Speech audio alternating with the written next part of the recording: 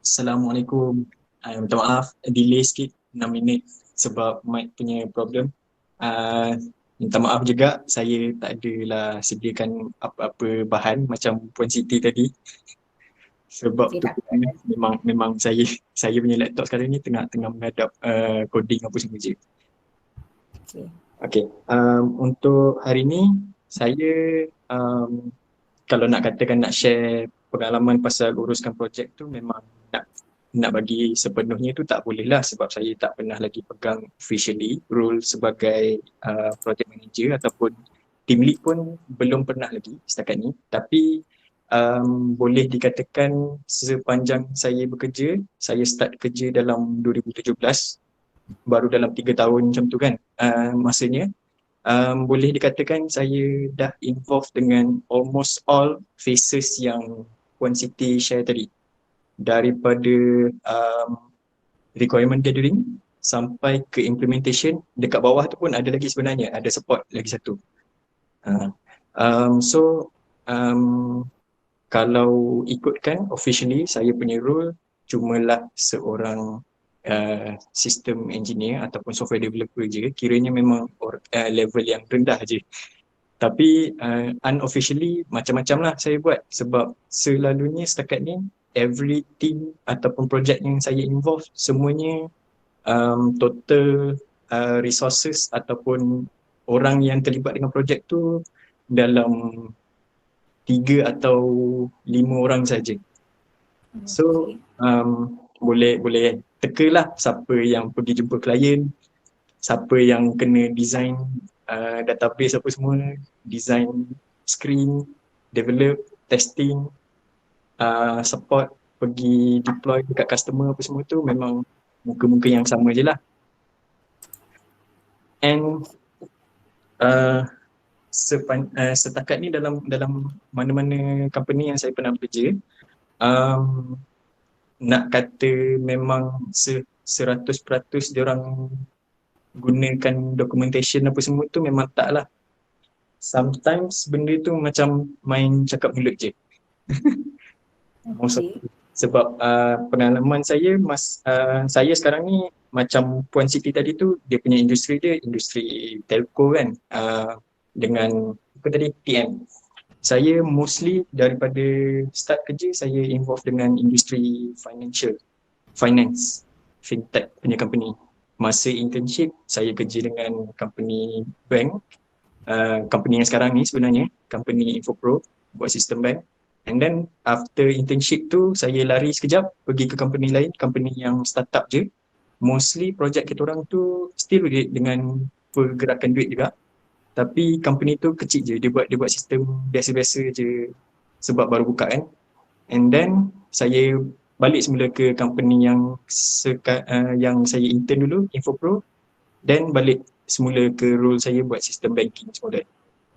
And ada beza lah, each organisasi tu ada dia punya practice dia sendiri, environment dia ada tools dia, flow project tu dia nak handle macam mana, always different. So kalau nak menjawab soalan yang tadi ada tanya macam usually satu project tu take how long to finish ke, dia punya timeline tu tak boleh nak jawab secara objektif on the dot macam nak katakan oh satu project ni kita boleh buat dalam 3 bulan, tak boleh.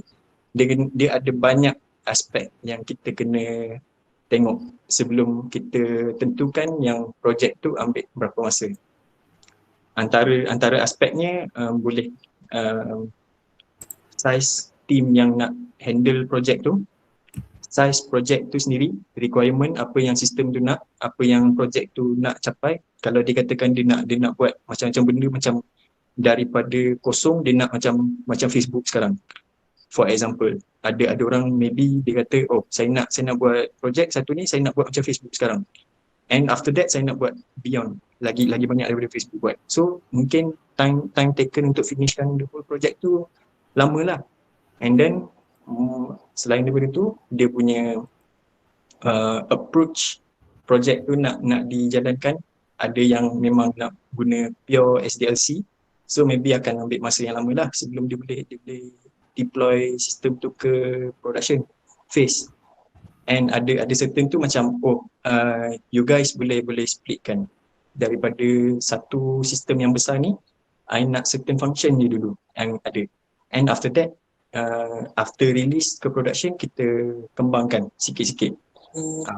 So banyak aspek lah yang akan menyumbang kepada kita punya target date untuk siapkan projek tu.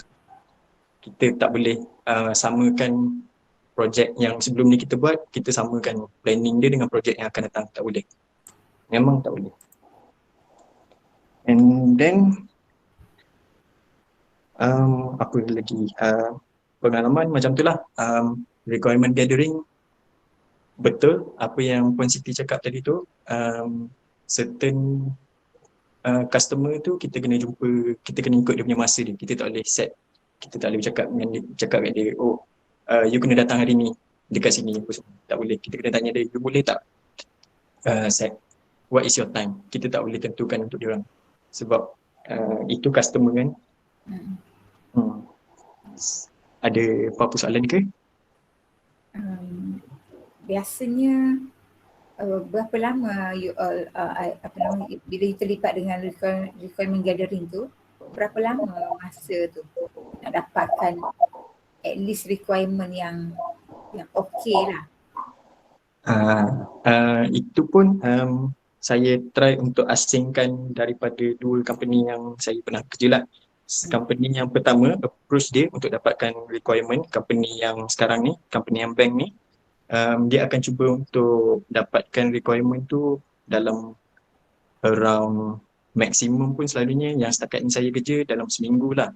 Daripada situ dia akan tanya transaction tu nak macam mana, apa base structure untuk transaction dia. Untuk contohnya kalau orang tu nak tambah support untuk kad kredit punya transaction, kita kena tahulah kad kredit tu dia daripada mesin apa, daripada medium apa, website ke, web application ke, daripada counter ke, daripada phone pun boleh send transaction untuk banking. So kita kena tahu berapa banyak channel yang dia nak buat transaction tu. And then from there kena gather lah everything. Kalau dia katakan ada 5 different channel untuk buat transaction tu, kita kena dapatkan dia punya document spec each medium tu macam mana nak connect. Sebab bila dah masuk alam pekerjaan ni, dia punya sistem tu tak macam kita punya assignment lah. Kita punya assignment tu selalunya kita key in data and then kita terus print out. Bila dah masuk alam pekerjaan nanti, banyaklah benda macam ada certain sistem tu kita kena integrate dengan benda yang dah sedia ada dengan orang lain punya. So kita kena ikut structure macam mana sistem lain communicate, dia pass in information tu melalui cara macam mana, kita kena receive macam mana, and then kita nak hantar dekat diorang macam mana pula. So dari situ banyak lagi lah benda yang korang akan belajar nanti. Protokol apa semua, banyak. Selain daripada user key in biasa tu, ada banyak lagi cara sebenarnya nak dapatkan. So daripada banking tu dalam masa seminggu lah maksimum untuk dapatkan requirement, sebab mostly transaction dekat bank, untuk banking punya institution ni semuanya benda yang sama je. Cuma nak tahu channel dia beza apa je. And then untuk company yang lagi satu tu, kita orang usually dah ada base project. And then untuk requirement gathering tu depends on how big dia punya target size of the system tu, features dia berapa banyak. And sama juga kita akan tanya dia ada integration dengan apa-apa sistem tak, ada tak dia punya dokumen yang related dengan medium ataupun channel yang kita nak integrate nanti. Lagi dia punya flow, sistem ataupun practice yang sebelum ni dibuat, sebelum nak ada sistem yang diorang nak develop ni macam mana. So daripada situ mostly proses untuk requirement gathering ni macam nak translate daripada practice yang sebelum ada sistem, kita nak translate kepada flow yang sistem tu akan buat untuk gantikan practice yang tak ada sistem tu lagi. Something like that. Tapi timing dia usually depends on project. Yang kalau banking ni sebab dia punya sistem dah sedia ada, dia dalam seminggu macam tu je, sebab transaction pun lebih kurang je. Tapi pernah ada project tu Yang company lagi satu ni dia extraordinary sikit, dia punya requirement tu anytime pun boleh masuk. So Okay. for us memang hektik, memang kacau bilau masa tu. Sebab kita dah plan contohnya login gunakan cara login guna Google contohnya. And then esok tiba-tiba dia cakap, oh kita nak login pakai Facebook juga. Then kita kena belajar pula macam mana nak integrate dengan Facebook. Depends on flow of the project jugalah. Tapi yang previous company lagi satu tu memang hektik. Boleh dikatakan selagi kita tak cakap, oh kita dah nak deliver nak deploy ke production. Selagi itulah dia punya requirement dia akan masuk. Dia macam tak ada cut over langsung. Dia tengoklah project manager tu macam mana. Kalau dia jenis yang macam, oh, kita open lah kepada klien apa yang dia nak, dia bagi tahu kita buat. Ada juga company yang macam tu. So you all terpaksa je lah deal melayan lah dia orang punya. Sebagai developer ni macam tu lah, kena melayan jugalah. Sebab dah bos cakap, oh customer minta macam ni, what to do. Okay. So berhati-hatilah nanti, tak boleh nak ada expect lepas ni masuk company, oh lepas ni I punya kerja, kalau bos cakap I buat benda ni, kita dah sign dokumen ni, oh kita buat macam tu je. Tak. Sometimes ada company ataupun certain team tu dia akan macam tengah-tengah jalan tu dia akan cuba untuk tukar lagi. Dia punya requirement tu. So by teorinya memanglah kita bila By teori memang kita ada SDLC yang 5 proses tu lah. Tapi jarang lah nak betul-betul boleh follow that 5 step to 100%. Nak lagi kalau orang yang manage project tu tak faham konsep agile. Sebab mostly team-team ataupun bos-bos akan cakap macam, oh kita nak buat agile lah, kita nak buat agile. Tapi developer ada seorang je. Kan requirement untuk buat agile methodology is kita kena ada team yang besar untuk handle that approach. Tapi kalau ada seorang je developer, memang dia je yang get the requirement, dia je yang develop, memang still delay juga project.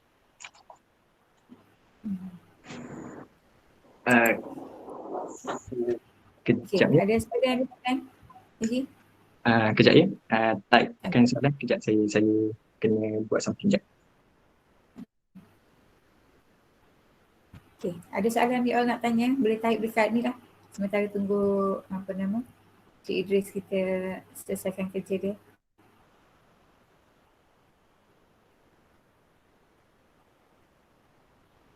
Ada soalan?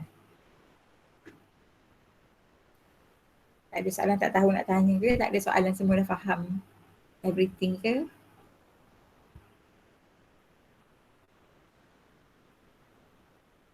Diorang ke tak ada ni? Ke semua dah ditandas dah semua ni?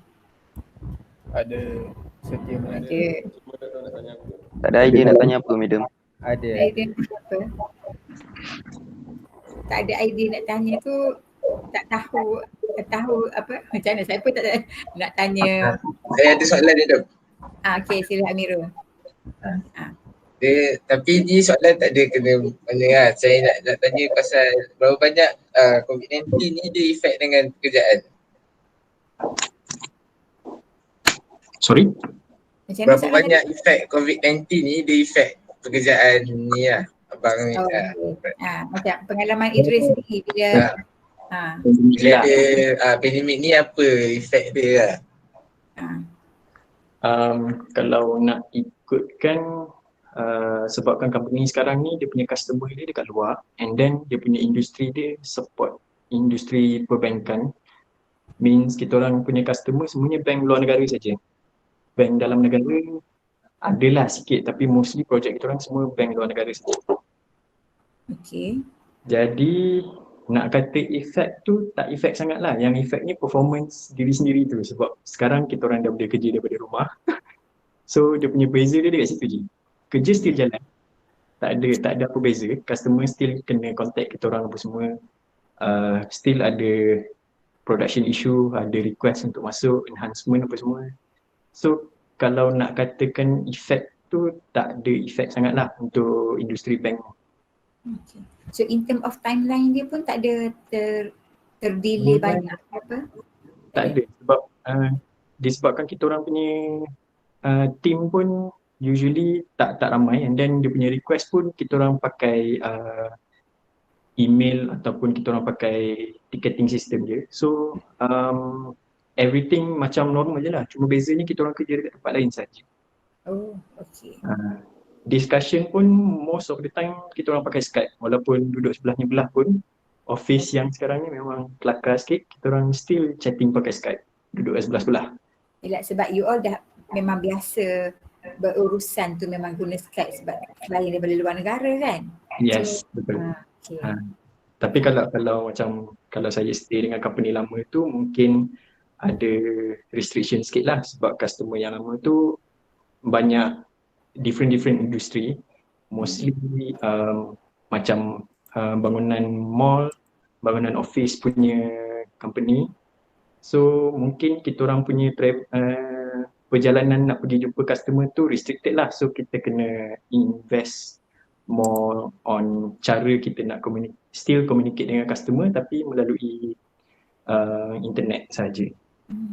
Macam sekarang lah kita buat discussion sharing session pun kita buat guna Google Meet je.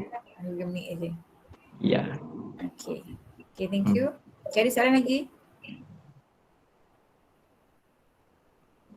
Dekat chat madam, dekat chat. Dekat chat. Sebagai software developer, apa language yang selalu digunakan? Language yang selalu digunakan, itu bergantung kepada company itu sendiri sebenarnya. Tapi tengoklah sebelum kita apply kerja tu usually dia akan beritahu dah dia nak developer language apa, and then kita sebelum apply masuk ke kerja, untuk bekerja dengan company tu, kita kena tahulah apa kita punya language yang kita sesuai nak bekerja. Macam saya setakat ni saya rasa every project yang saya involve, nak kata language bertukar tu tak adalah sangat, tapi dia punya approach for each project tu different.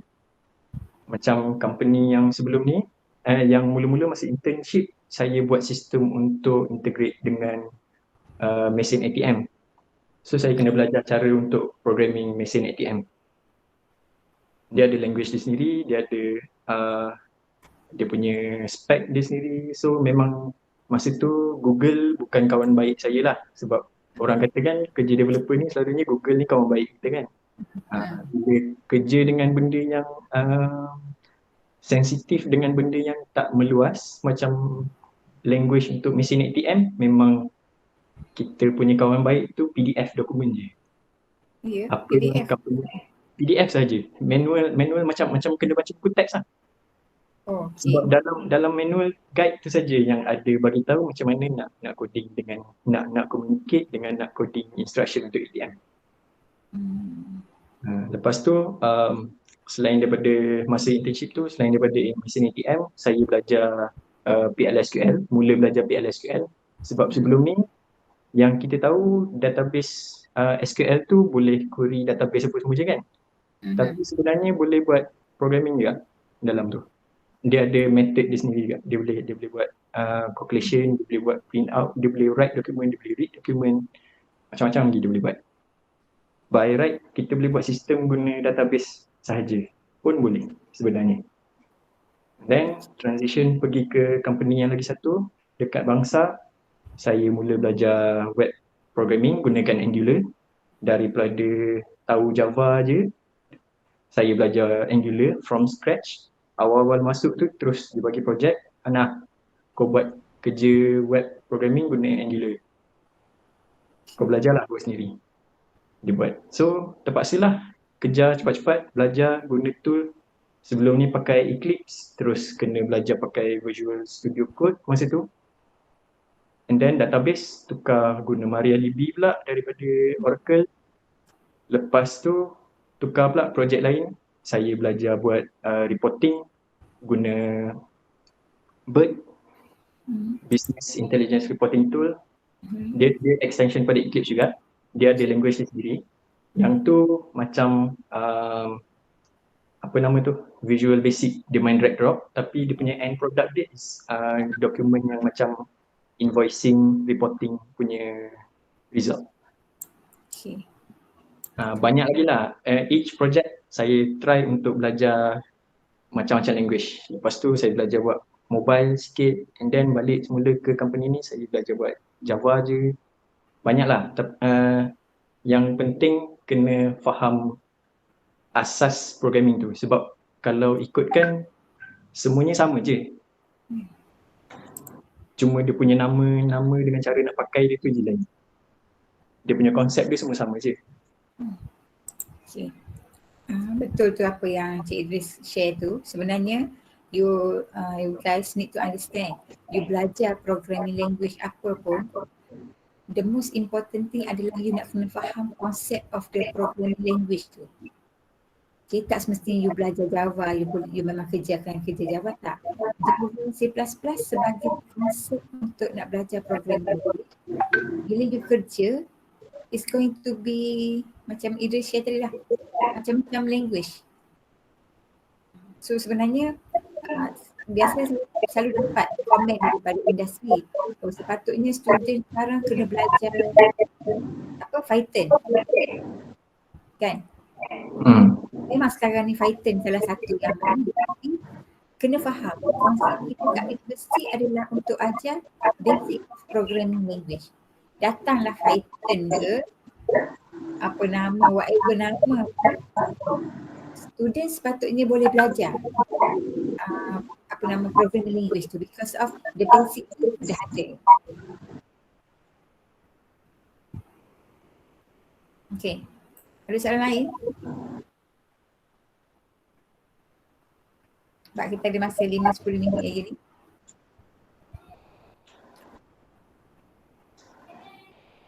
Ada soalan? Idris masa degree you ambil ISE ya? Information System Engineering? Saya ambil Information System Engineering. Sepatutnya kalau ikutkan daripada course tu saya punya path jadi macam project manager, planner, designer, system analyst apa semua tu kan. Tapi entah kenapa bila saya apply kerja, usually company akan cakap tak boleh, you tak boleh terus jump pergi ke position yang tinggi. So you kena jadi developer. So sebab itulah saya jadi developer sekarang. Tapi sepanjang kerja tu memang almost all task yang saya dapat, saya akan jadi orang yang design juga project tu. So daripada situ walaupun saya punya role tu belum sampai ke part untuk saya manage ataupun saya jadi designer satu sistem tu, saya cuba untuk belajar terus from there. Ambil kesempatan secara tak langsung untuk belajar. Bukannya tunggu bila dah dapat position tu baru saya nak belajar from scratch macam mana nak design ataupun nak manage project nanti. Okay. Okay, faham. So, ada lagi soalan? Saya je yang tanya ni. Memang ada plan semua lepas belajar ni semua nak jadi developer ke? Ke ada selain ada yang aim nak jadi selain daripada developer? Macam mana? Developer susah. Developer susah. Tapi kalau ikutkan basic dia orang ada student business computing. So betul lah, sebab tu saya tanya tu. Sebab kalau usually orang akan cakap macam, oh you belajar komputer, you akan jadi developer je lah dulu. Kalau untuk sekarang ni depends untuk rezeki lah kot. Memang itu memang sentiasa. Okay, cuma dia sebenarnya salah satu lagi lah kalau student UiTM ni, kita ada 7 ke 8 degree punya program. So kalau ikut sebenar-benar, kalau ikutkan teori, we are talking about teori, memang kalau student business computing memanglah tidak kepada developer, tidak kepada sistem analyst. Tapi tidak semestinya tak boleh jadi, sebab kadang-kadang dia akan bercampur-campur juga bila kerja tu. Cuma kalau student business computing ni sepatutnya dia more on the business analyst, yang mana kelebihan dia berbanding student business betul-betul dia orang tak ada, dia the knowledge of IT secara kita kata banyaklah compared to you.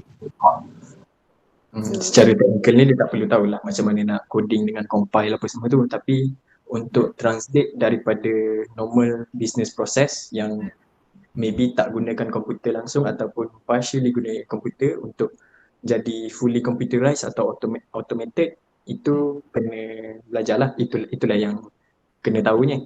Selain daripada tu, kalau tak jadi developer, kena tahulah macam mana nak convert normal processes jadi digitalized punya proses. Betul.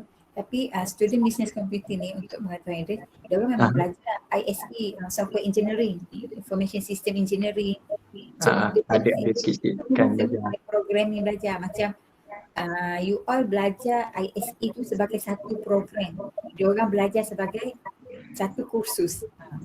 Satu knowledge tu, basic knowledge sepatutnya semua orang ada lah. Yelah, betul. Saya pun sepatutnya tak perlu nak tahu programming juga, tapi ada belajar programming dan sangkut juga last jadi programmer juga. Yang mana planning untuk nak jadi developer tu, saranannya salah satunya belajarlah version controlling tool macam Git ke GitHub, GitLab ke semua tu belajarlah. Sebab itu memang sangat membantu. Sebab sekarang ni macam saya cakap tadi, dalam IT project ni jaranglah yang nak follow SDLC macam Puan Siti tunjuk tadi. Sometimes requirement datang tengah-tengah jalan, dia datang bergolek je. Lepas tu dia nak on the spot juga. So version controlling tool tu memang sangat membantu, especially kalau kita bekerja dengan ramai orang.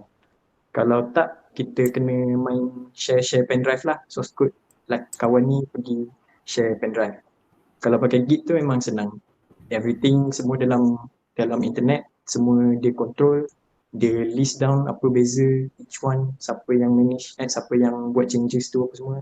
Memang sangat membantu. And then tools, development tools pun membantu juga, belajar cara nak guna IDE macam Eclipse, Visual Basic, database punya tools, itu pun membantu juga. Sebab kalau kita nak prepare belajar language untuk dunia pekerjaan ni memang a bit susah lah, sebab language tu macam saya cakap is always berubah-ubah, depend on project, depend on keperluan. Language tu sentiasa bertukar, tapi yang mungkin akan kekal is dia punya tool yang apa yang kita nak guna tu akan membantu sikit sebanyak dalam kita punya proses nak belajar language baru. Okay. Lagi? Tak ada dah? Tak dah terjawab soalan. Ada yang dalam chat ni tadi soalannya. Kita dah terjawab juga. Jawab lagi ada soalan Najwan. Soalan Hafiz. Okay dah. Okay, faham. Okay.